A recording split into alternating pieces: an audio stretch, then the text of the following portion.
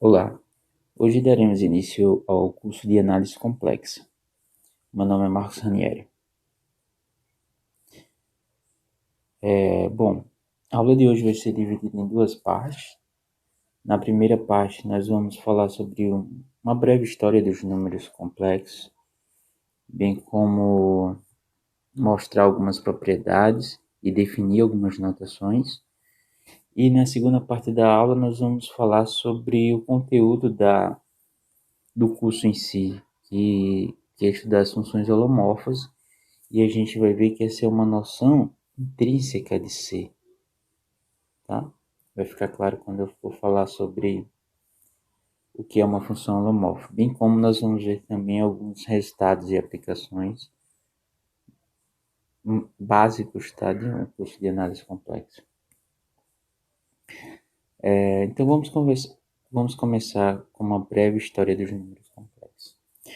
Vários livros textos de matemática introduzem os números complexos da seguinte forma.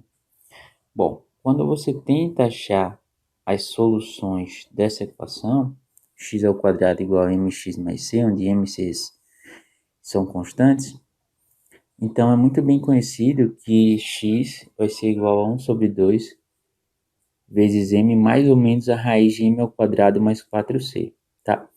Então, não é difícil verificar que quando m ao quadrado mais 4c for um número maior do que zero, nós temos duas soluções distintas.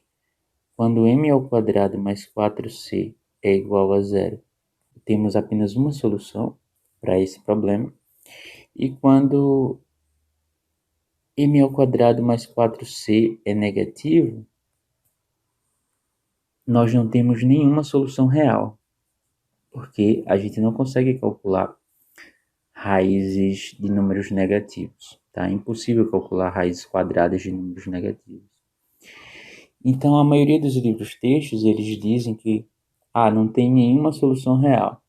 Mas se você quiser que sempre tenha uma solução, mesmo que seja uma solução inventada, uma solução artificial, foi o que levou o Cardano, em 1545, a definir o que eram os números complexos. Tá? Os números complexos, para o Cardano, nada mais eram do que as raízes de números negativos. E esse é o motivo que simplesmente vários livros textos nos dão para levar os números complexos a sério. Você simplesmente quer que a equação de segundo grau sempre tenha uma solução, mesmo que seja uma solução artificial, uma solução imaginária. Tá? E para essas soluções imaginárias, você chama essas soluções de soluções complexas.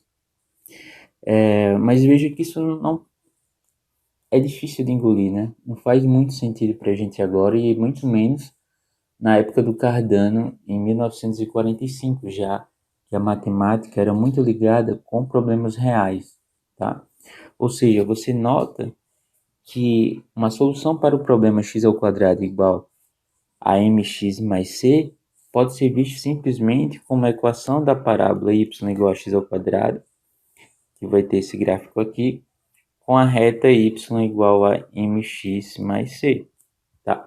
Então, quando mx mais c for tal que m ao quadrado mais 4c seja maior do que zero, então a reta L1, por exemplo, corta a nossa parábola em dois pontos. Quando m ao quadrado mais 4c for negativo, nós não temos nenhuma interseção entre essas duas curvas. Ou seja, não temos nenhuma solução real para o nosso problema. E simplesmente nós descartamos essas soluções, e o Cardano fez isso também lá em 1545. Não foi a equação de segundo grau que levou os matemáticos a pensar sobre os números complexos, mas sim a equação cúbica. Tá? Qualquer equação cúbica pode ser reduzida dessa forma, da forma x ao cubo igual a 3px mais 2q, onde p e q são duas constantes reais. Tá?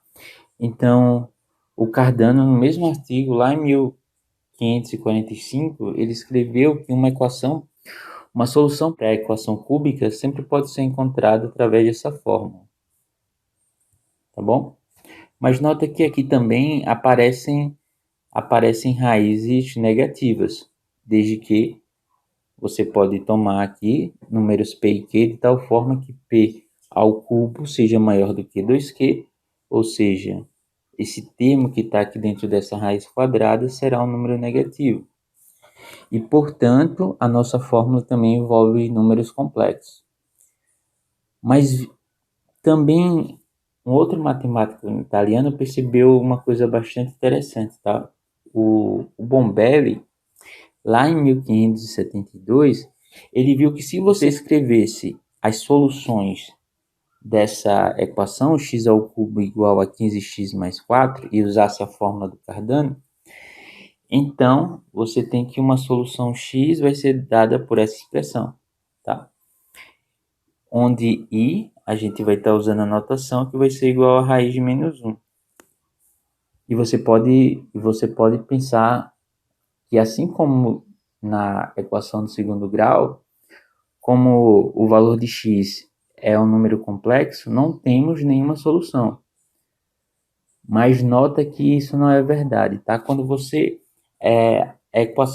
essa equação cúbica, essa equação aqui dessa forma, ela pode ser vista de forma muito natural como a interseção da cúbica y igual a x ao cubo com a reta y igual a 3px mais 2q, tá? O gráfico da reta y igual a x ao cubo é assim.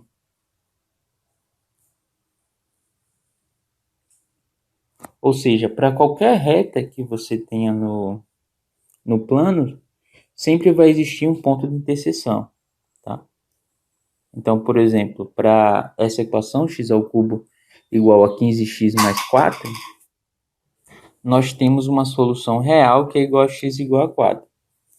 Então, de alguma forma, essa expressão que nós temos aqui, que envolve raízes cúbicas de números complexos, isso daqui vai ser igual a 4, tá? De algum modo, essa expressão representa o número 4. E aí, qual foi a ideia do Bombelli? Ele teve uma ideia ingênua que funcionou bastante, tá? O Bombelli pensou assim: ora, e se tivesse de alguma forma de transformar essas duas somas de números complexos no número 4?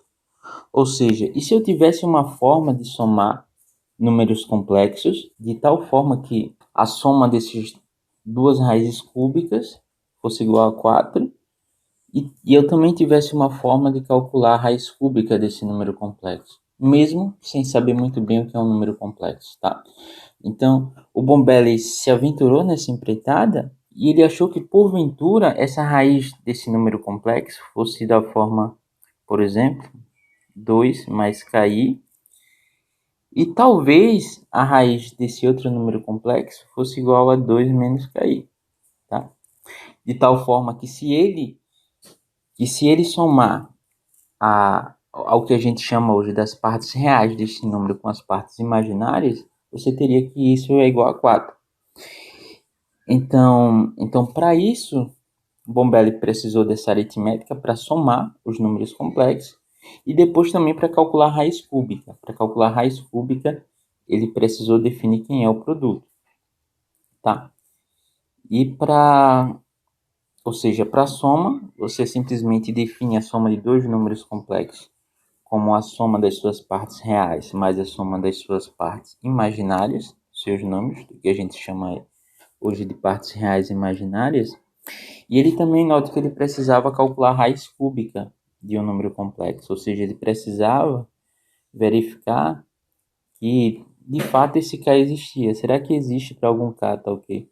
2 mais KI ao cubo seja igual a 2 mais 11i e 2 menos KI ao cubo seja igual a 2 menos 11i. Será que existe algum K? Tá ok, isso daqui vai ser satisfeito. Então, para calcular isso, eu preciso definir quem é um produto de um número complexo. E o Bombelli fez isso de uma forma também ingênua, mas natural. Ele simplesmente admitiu que os números complexos têm a propriedade distributiva do produto. Ou seja, se você escreve um número complexo dessa maneira, então Z1 vezes Z2 vai ser igual a A mais BI vezes C mais DI.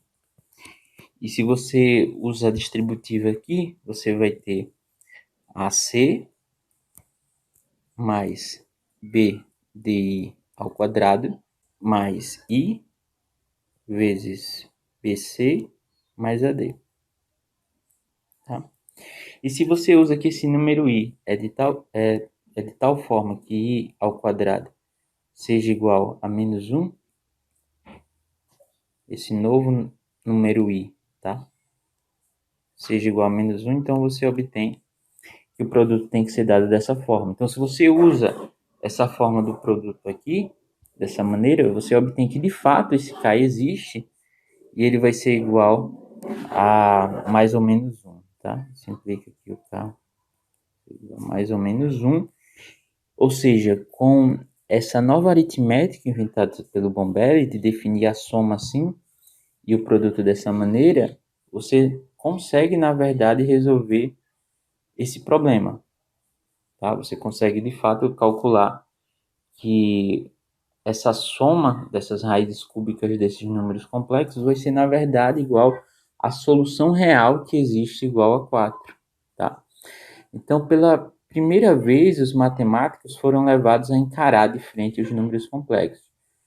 Não se sabia ainda o que os números complexos eram, mas com uma certa aritmética, você poderia resolver problemas reais, tá? Então isso foi um passo muito importante, tá? Que o Bombelli desempenhou. Mas os números complexos, eles permaneciam muito misteriosos até então. Apesar dessa aritmética ser útil, mas ainda faltava responder a pergunta: o que é um número complexo? E isso funcionou como um bloqueio para que os matemáticos não estudassem os números complexos, tá? Muitos evitavam falar sobre isso, era algo muito mal visto às vezes se alguém tentava escrever sobre os números complexos na comunidade matemática. Então se passou mais de 2 séculos e meio e tivemos pouquíssimos avanços, tá? Se você pensar que depois desses mentes como, por exemplo, Newton, não fala basicamente nada sobre os números complexos, e até outros excelentes matemáticos da época, por exemplo, o Leibniz, ele, ele chegou a dizer que os números complexos eram um anfíbio entre a existência e a não existência, tá? Isso só para exemplificar o que é que os números complexos causaram de confusão na cabeça dos matemáticos até então. E o Euler chegou a calcular de forma errada, depois se redimiu, pois ele corrigiu seu erro. Dizer que a raiz de menos 2 vezes a raiz de menos 3 seria igual a raiz de 6. Então, o jogo começou a virar no final do século XVIII. A partir de 1792, esses três matemáticos, o Wessel, o Argand e o Gauss, claro, é o mais famoso de todos, eles independentemente deram um significado para os números complexos. Um significado muito bonito e geométrico para os números complexos. Um número complexo da forma que a gente chama hoje x, z igual a x mais y, é na verdade simplesmente um ponto do plano xy. Tá? É simplesmente um ponto do R2. Tá? Onde a soma definida pelo Bombelli é de tal forma que você tem uma soma de vetores, ou seja, se aqui você tem o vetor z e aqui o vetor w, a noção de soma que o Bombelli definiu nos dá de tal forma que z mais w seja a diagonal do paralelogramo gerado pelos vetores E e W, tá? Que é a mesma noção de soma de vetores que a gente conhece no plano. E mais importante, a noção de multiplicação de números complexos, que a primeiro momento pareceu uma noção bem artificial, na verdade tinha um significado geométrico muito bonito, tá? Que o Bombelli não percebeu, mas o Gauss não deixou passar, e foi esse daqui. Se você pega dois números complexos, ora, primeiro, uma primeira observação, se z é igual a um ponto xy, né? Então você pode escrever o z assim, o z como um ponto do plano, z, né? É um ponto aqui do plano xy, tá?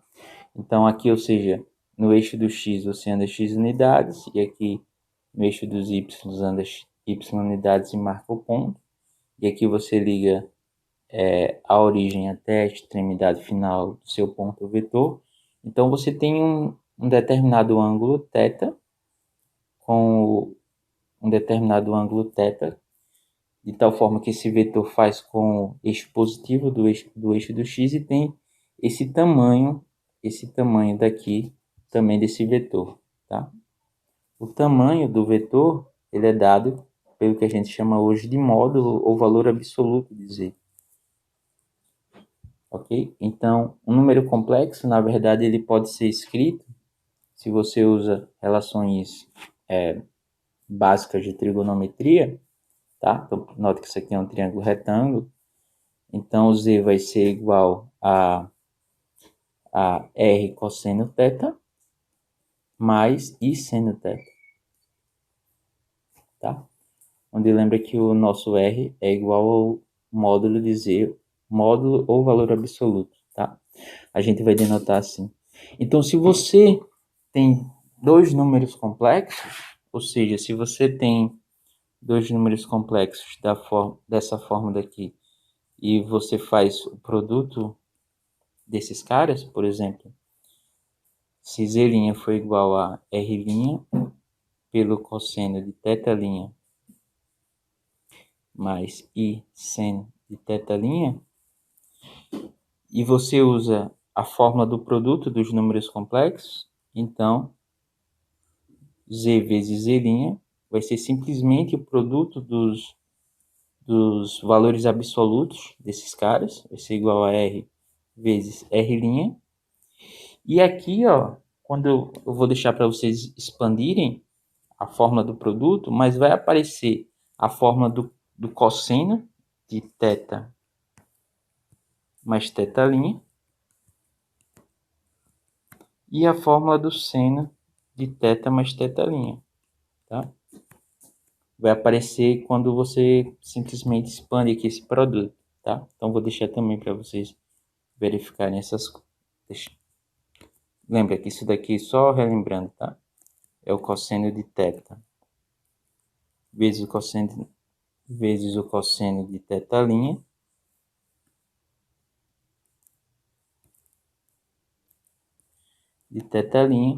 menos o seno de θ vezes o seno de θ'. E aqui vai ser o cosseno de θ, seno de θ', mais o seno de θ, cosseno de θ', tá?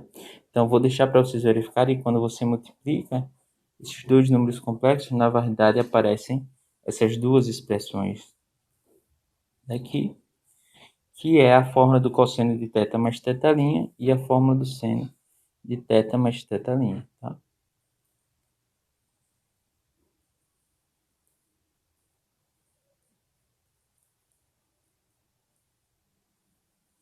Ok? Ou seja, o novo número complexo dado pelo produto de z por z', ele tem como novo comprimento o produto de r vezes r', e o ângulo em que esse vetor w dado pelo produto faz com o eixo do x simplesmente é a soma dos ângulos do Z com do Z', tá? Ou seja, quando você multiplica um número complexo por outro, você simplesmente está girando esse vetor e está expandindo. Aqui nós temos essa figura. Você tem o vetor Z com comprimento módulo de Z e ângulo φ em relação ao eixo do x. Aqui o vetor Z' com ângulo φ em relação ao eixo do x. Então, o produto desses dois números complexos simplesmente é o número complexo, que tem como módulo o módulo de Z vezes o módulo de Z' e o ângulo como sendo φ mais φ'. Tá? Então, essa interpretação de produto foi muito, muito importante para o desenvolvimento da análise complexa. A gente vai ver isso daqui mais adiante.